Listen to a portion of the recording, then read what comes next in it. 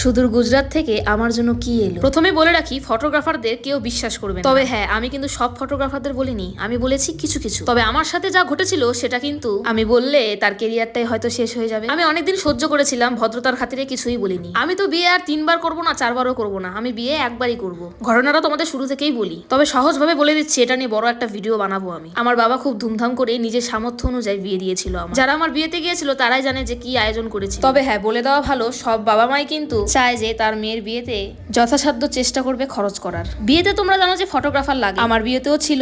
তবে তাদেরকে ফটোগ্রাফার বললেও ভুল হবে আমার, তারা হলো স্বার্থপর। আমি কোনোদিনও চাইনি যে তারা ভিডিও করুক আমার বিয়ে। আমি এক বোনের জন্যই তাদেরকে কাজটা দিয়েছিলাম। সেই বোনটাই আমাকে বলেছিল যে কাজটা তুমি দিও ওদেরকে, আর আমিও ভাবলাম যে দিয়েই দিই। ওই ফটোগ্রাফারের সাথে আমার বন্ধুর মতনই হয়ে গিয়েছে। এখানে আমার বড় ভুল যে আমি সবাইকে খুব আপন মনে করি। ও এটাও বলেছিল তোর বিয়েতে আমি সবকিছু ঠিকঠাক ভাবেই করবো। আমার বাবার থেকে কাজ শুরু হওয়ার আগেই ও অ্যাডভান্স 25,000 টাকার মতো নিয়েছিল।